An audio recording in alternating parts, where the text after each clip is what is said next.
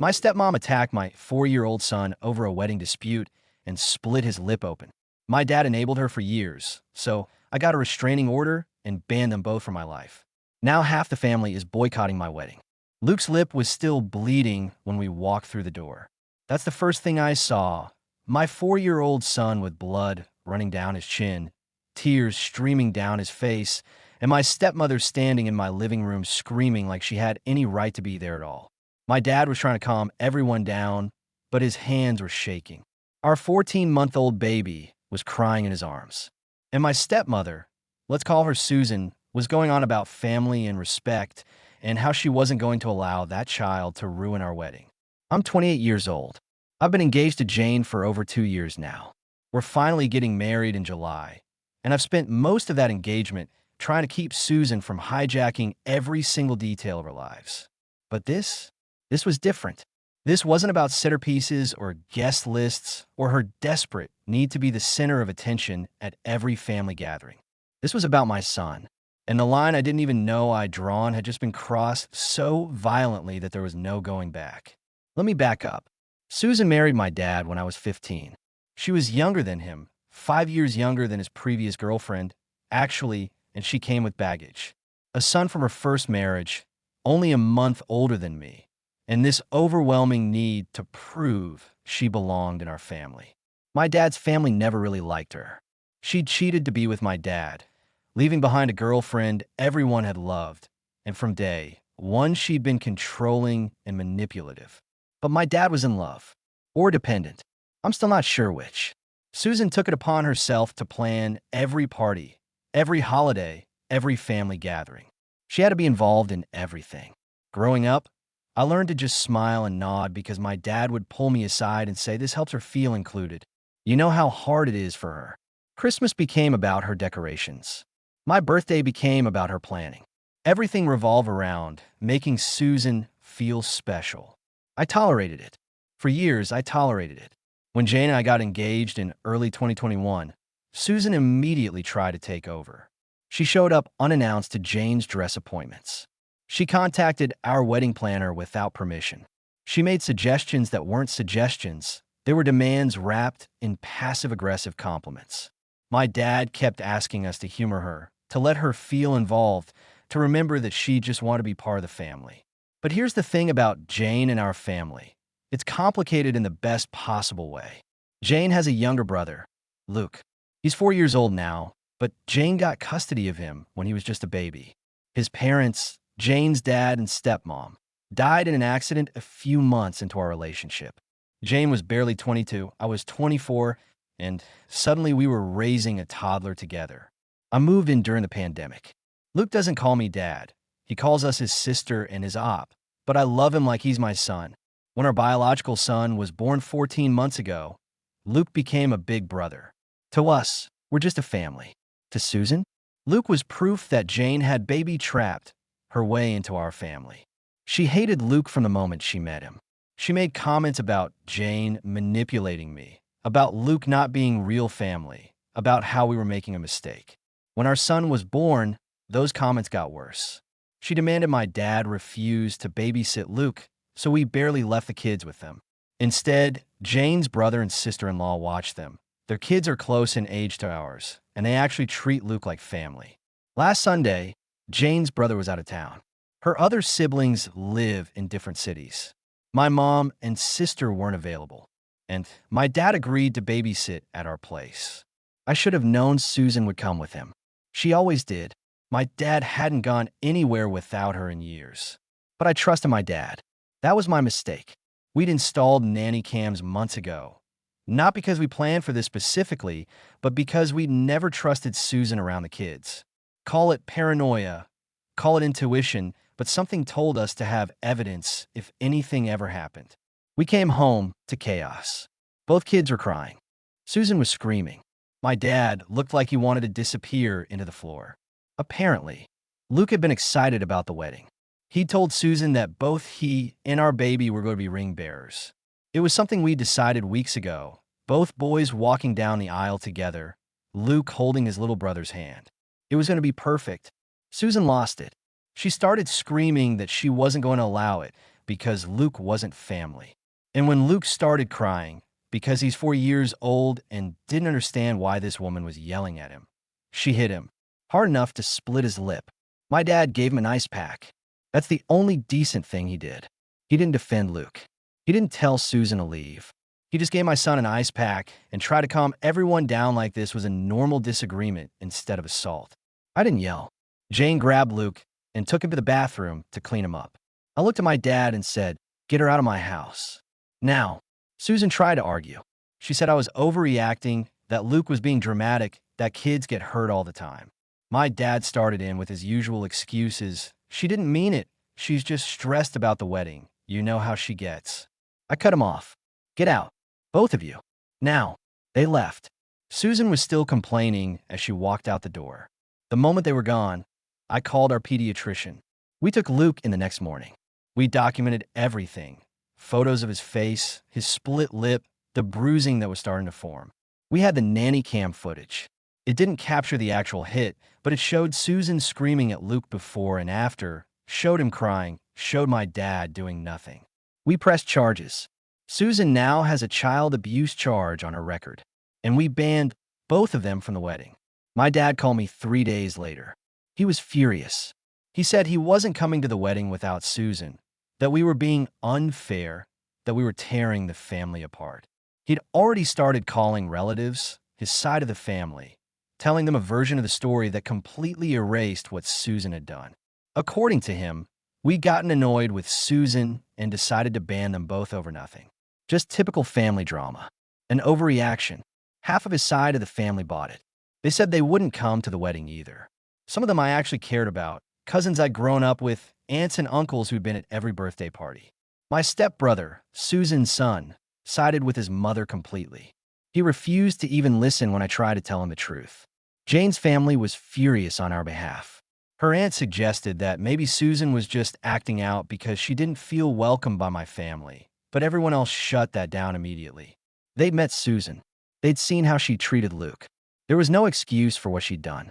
My sister believed us. My mom believed us. But my dad? My dad chose Susan.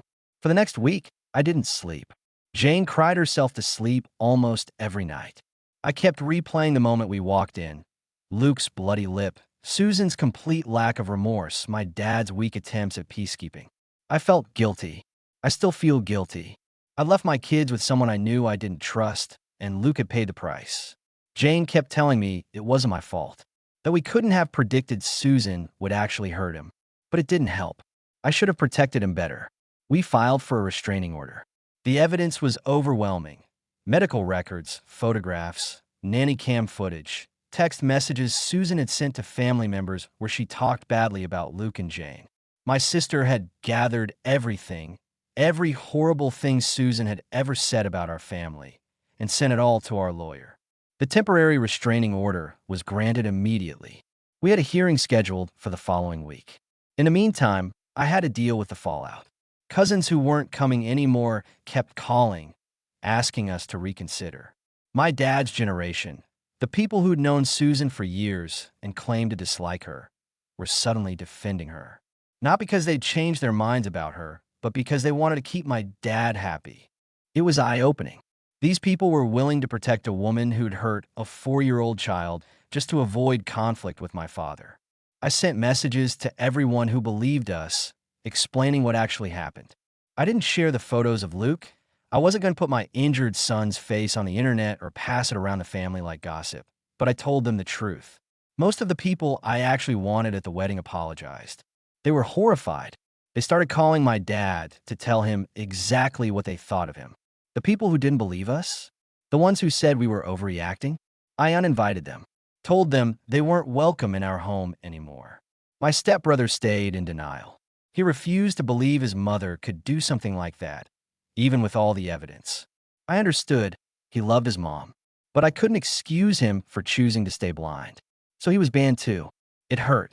We've been close growing up, but I had to protect my family. The hearing came faster than I expected. My lawyer had worked some magic, calling in favors to get us in front of a judge within 2 weeks of filing. Jane and I left the kids with her brother. We didn't want Luke anywhere near Susan. Walking into that courthouse was surreal. I hadn't seen Susan or my dad since we'd kicked them out. Part of me was terrified Susan would show up with an attorney, would fight back, would find some way to twist the narrative. But my dad was smart enough to know they couldn't win. They didn't even bring a lawyer. The hearing took less than 30 minutes. Our lawyer presented the evidence, the nanny cam footage, Luke's medical records, the photos, the text messages. Susan sat there looking annoyed, like this was all a huge inconvenience. My dad looked tired. The judge granted us a permanent restraining order. Susan wasn't allowed within 500 feet of us or our property. She couldn't contact us. She couldn't come near the kids. When we left the courthouse, I felt like I could breathe for the first time in weeks. Jane was close to tears, happy tears for once. We picked up the kids and went to McDonald's with her brother's family to celebrate. That night, my dad called. The restraining order didn't extend to him, so he could still contact me. Part of me wanted to ignore it, but Jane said I should answer. Give him one last chance. I picked up. What do you want? He tried to make small talk. I told him to get to the point. Was the restraining order really necessary? He asked. I didn't hesitate. Susan is never coming near Jane or my children again. I'm glad I have a restraining order to make that official. He started making excuses. She only hit him once. The kids need their grandma. She's my wife. You need to respect her. I shut down every single one. Once is enough. She's not their grandma. My mom is. And she attacked Luke in my own house. I don't owe her anything, least of all respect.